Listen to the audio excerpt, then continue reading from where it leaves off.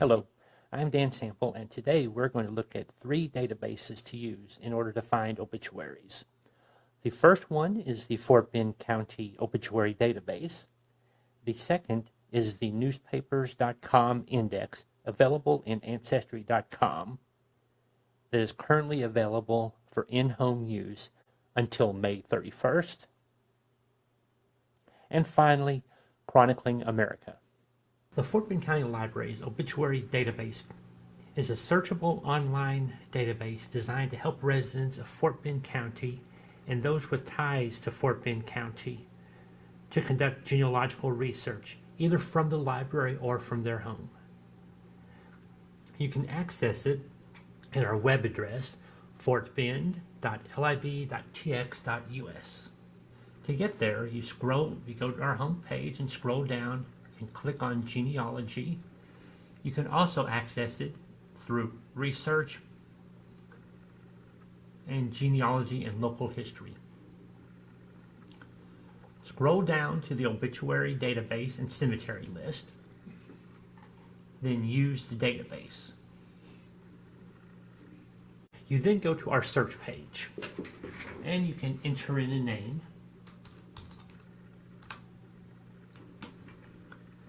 And if there's an obituary file under that name, it'll show up. Here we have 1 through 10 of 57 total results. You can click here on the per page and select to see 20, 30, 50, or 100. So I'll just click 100 and have all 57 on the page. You can scroll down and look through the names and see if any of them are the ones you are looking for. If you are overwhelmed with too many results, you can add a first or middle name or a year to narrow it down.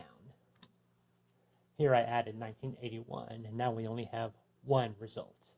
Another way to narrow some of the results is over here to the left. You can click on author and select which newspaper the obituary may have appeared in. You can narrow it down by subject, and you can add the year published if you know the death year. Click on more and we'll see that the earliest obituary with the name Webb is from 1981. Okay, we can go through our list, and we see here we have several with view obituary link. So we'll click on one, and it'll show up an obituary. And this is the image from the actual newspaper, along with the name and the newspaper published date, and the information included in the actual obituary.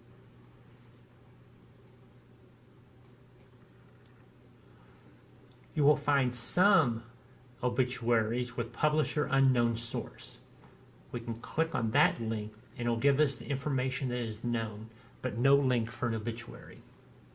This is because an obituary may not have been located, or there may not have been one published. These records were gathered years ago by the Fort Bend County Historical Commission, and they got the information either from records such as cemetery records, funeral home records, or they went out to the cemeteries and actually got the information off the headstones themselves. This one is a fairly recent one from 1981, so there's a good bet that there might have been some kind of notice put in the local paper. If we don't have the link, you can contact us and we can look in the microfilmed newspaper for 1981 from May 19th, and we usually go a week to 2 weeks after that date to see if anything was printed. You can also click on the cemetery and scroll through the list and see who all is buried in that cemetery. Of course, this is not a complete list, and see if there are any other names that you recognize. Also, if the name in the obituary was misspelled or somehow mangled, you might see the name that you're looking for included on this list. You can also look at a list of Fort Bend County cemeteries. Scroll through here and see if there's any that you are looking for.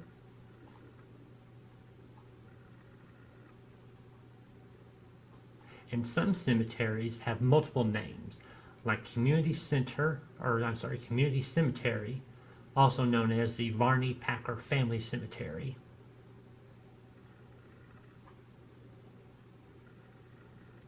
And then click on the one you're interested in looking at, and you get the list there as well. You can also go to the Fort Bend County Historical Commission Detailed Cemetery Description page.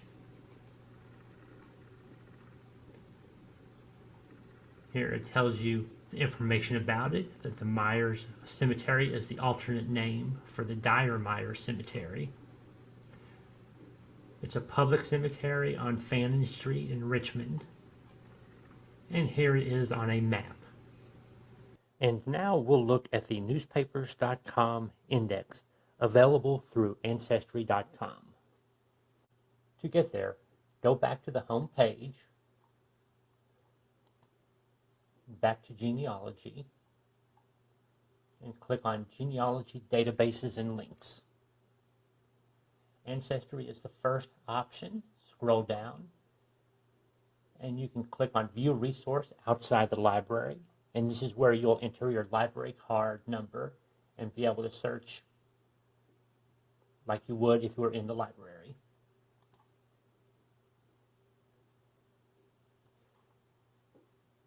You can begin searching. And the easiest way to get to the database is to click on Card Catalog. And you can look here in the list of new and updated web pages, but that one's no longer appearing on this front page. So you can enter the title and just Newspaperscom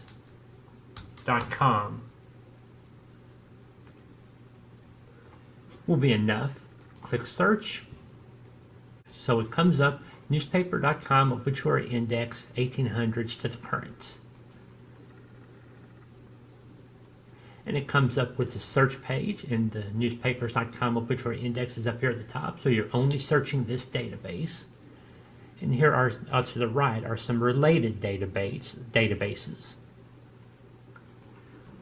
So I'll go ahead and put in a name.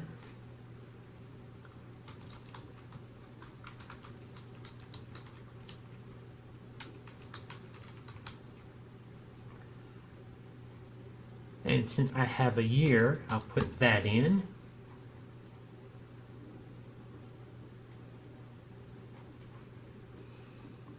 In Baltimore. Oops. In Baltimore, Maryland, because she did live there for a time. And I'll click on search. And here is the list of my results. The first record is for an Elizabeth McFadden, about 1866, and publication date was the 24th of August, 1949. This was published in Pennsylvania, and CP is listed as a relative. Click on that record, and it gives us a more detailed listing. It doesn't give you the actual obituary, but it does give you a lot of good information, and you can go further trying to track down the paper. And you can look up for newspapers in this area of Pennsylvania and search for the record there. Go back to all results. And this one has several headings with Elizabeth McFadden. And the reason you may have multiple listings of an obituary could be that the publisher published it more than once to correct the error, to let more people be notified, or one is a death notice and the other is an actual obituary. And it looks like the second one also has 1866 and 1949. Click on that. And it looks like it's the same listing. Again, This time the obituary place is Pittsburgh.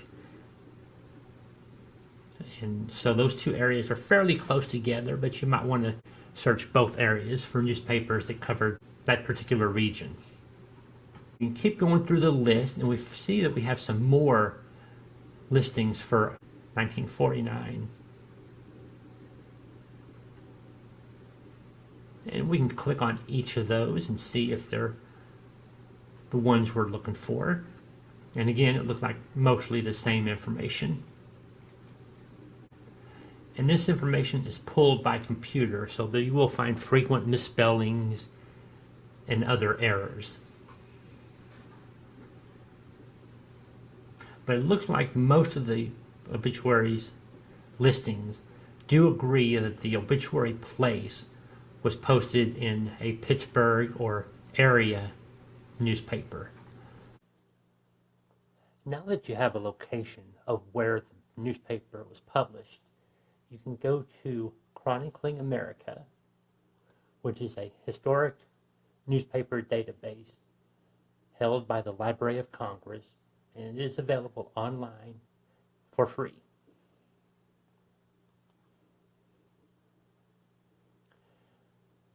Click on it and go to U.S. Newspaper Directory, and you can do an alphabetic search, although that list is extremely long, so I usually encourage people to do a specific state or county search. So I'm going to select Pennsylvania.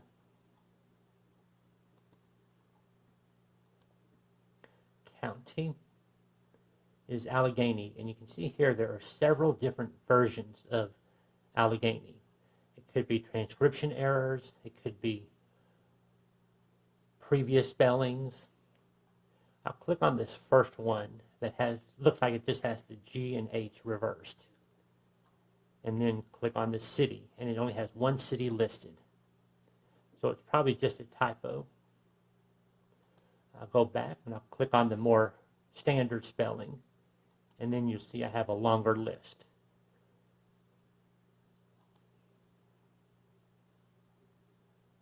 So I'm going to go down to Pittsburgh, and again, Pittsburgh is spelled two different ways.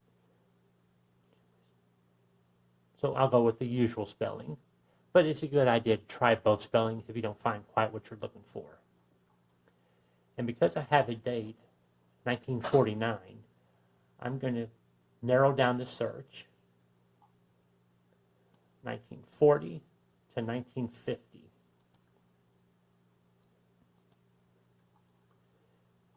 And then search. So here's the listing of newspapers. There's a total of 183, and you can go through all the pages. But it's also going to have a lot of small neighborhood papers, ethnic papers, and different things like that. So I'm going to click on the Daily American because that was a fairly large daily newspaper. It also has alternate titles, Pittsburgh American and General Advertiser. And then down at the bottom, it has here preceding titles. You can view the holdings information, and it'll tell you that it's held at the Library of Congress and the University of Pittsburgh. And here you can go to the University of Pittsburgh library site and look and see if they have it. Perhaps you could send in a request and they can look it up for you and mail you back the reply. Or if all else fails, you can also hire a local researcher to go do a quick lookup. There are several organizations that will do that, that offer that service. And another thing you can do is request an interlibrary loan. You can either contact the institution and see if they will loan it, or just contact us and we'll try to get it for you after things hopefully get back to normal. After you get the newspaper name, you can also look at all digitized papers on Chronicling America. You can narrow it down, again, by state, ethnicity, and languages. You can download a list to your computer to have access to it later, or you can just look at all the digitized papers. And here it has, right here, it says it has 3,150 newspapers available for viewing. And it's alphabetical by state and then by the name of the paper. So I'm going to scroll down to Pennsylvania. And I'm looking for the Daily American. Unfortunately, it's not on here, but if it was, you could click on this calendar here, and the highlighted dates are the ones that they have scanned images of. You click on it, and you can browse that date paper. It also tells you how many newspapers from this paper are included in the database, and it gives you a time frame, 1870 to 1874. And then click on yes for a little bit more information about the newspaper, the history. Thank you for watching. I hope this was helpful, and please feel free to contact us.